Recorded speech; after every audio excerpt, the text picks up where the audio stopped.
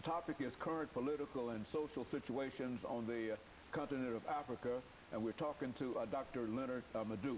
Now, Dr. Madu, I think you've already indicated that things are much better in Africa than they have been in a long time, and let's continue our conversation. Yeah, like I was saying, these elections this year, have been watershed, in a lot of African countries, and also in Togo, they had their election this year, which was adjudged to be free and fair by the European Union and other international organizations. President Nyasimbe, got re-elected on that 5-year term. Next year, some important elections are coming on.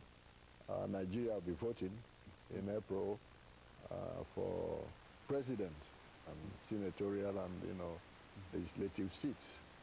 As you know, President Yaradua died earlier this year, and Goodluck Jonathan, who was vice president, took over as president. And now Jonathan wants to run, for the next president as president come in April on his own. But he's been challenged, by some very powerful contenders. Former military president Babangida wants to run again. Former vice president under Obasanjo, Mr. Abubakar, wants to run. And the former spy chief of the country, General Guzo, wants to run under the PDP, People's Democratic Party platform. And then, of course, you have the former president, too, General Muhammad Buhari, who also wants to run. So it's going to be a very interesting elections, for the country next year.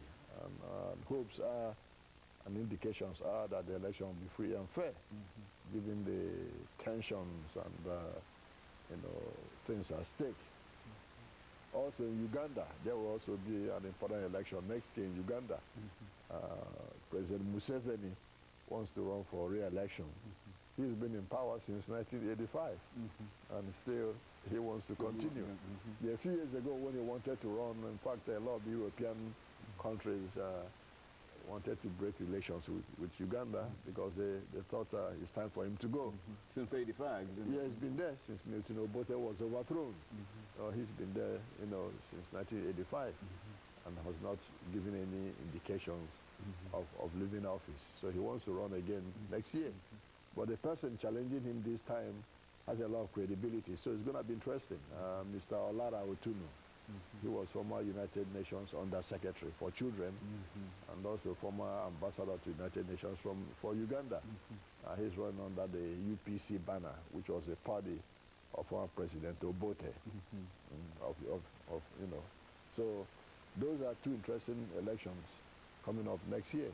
In Burkina Faso, President Compaoré also wants to run for re-election.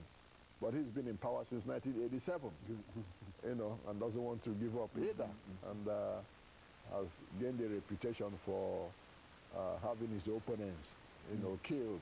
Oh, yeah, and he came to power over the body of his best friend, Thomas Sankara.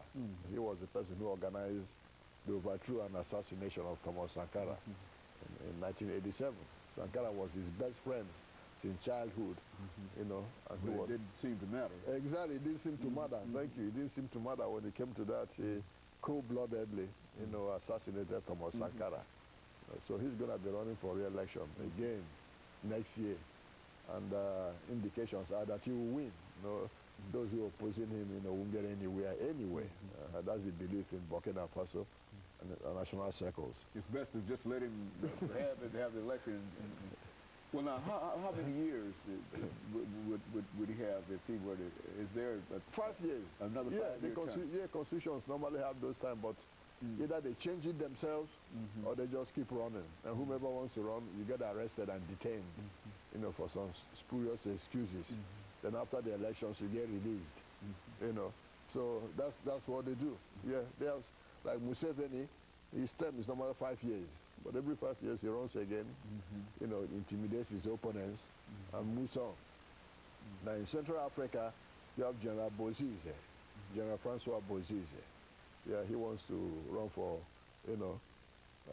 re-election as president of Central African Republic.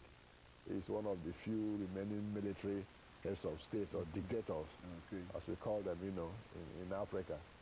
He overthrew the former, you know, president, you know, who was civilian elected and took over. So now he wants to run for re-election again. Then you have President Yayi Boni in Benin Republic, who's also running for re-election next year. Benin Republic is remarkable because it's one of the most stable and democratic countries in Africa, where elections are held and you know it's free and fair. So he holds that really in the West Africa region. Benin comes first. It seems to me that all these individuals who wish to run for president, have they ever thought in terms of trying to run for president as a democratic, you know, to try to bring about democratic changes in there? Are there any reform candidates ever running for president in Nigeria or in any of these aspects? I don't mean to be facetious, but you know, I mean, oftentimes, you know, people want to improve things and etc. rather than just sitting there as president. Sitting in the office. That's correct. Your question is very relevant, and that's the problems a lot of the countries are having in Africa. It's not that they don't have the materials, people to do it. They do. But a lot of those who want to get into politics get frustrated out of it because of what they see. You know, sometimes they have to rig it.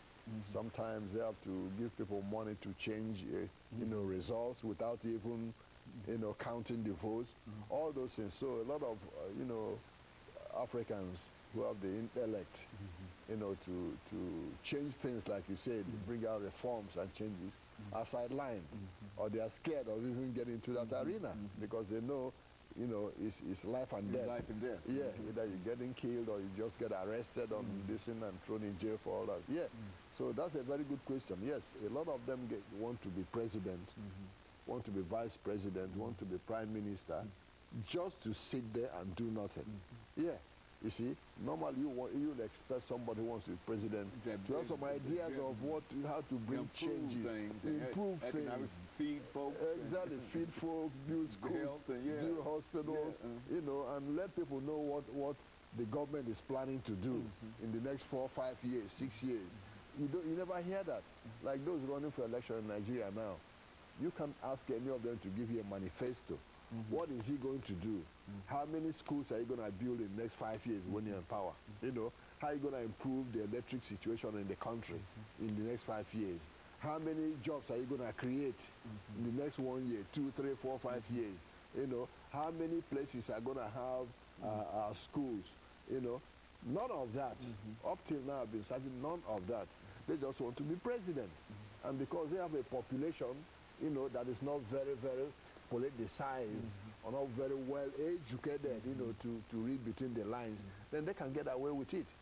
Most of them won't even debate, you know, to come on TV and sit and debate each other, let people hear them talk and say, no, no.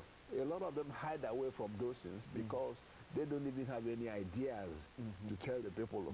Okay? Only thing they want to do is to be president or be that's correct. Or whatever. Yeah, intimidate people and be president, commander-in-chief of the armed forces and all that day in and day out, you know.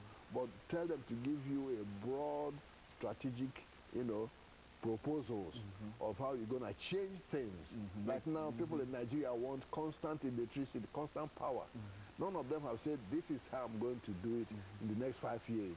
Every village has, you know, will have lights. None of that, okay? Schools, a lot of schools now, a lot of students are on strike, okay? Now, by the time they go back to school, it will be 1 semester or 2 gone. How are you going to stabilize those kind of situations so these things don't continue happening? Water.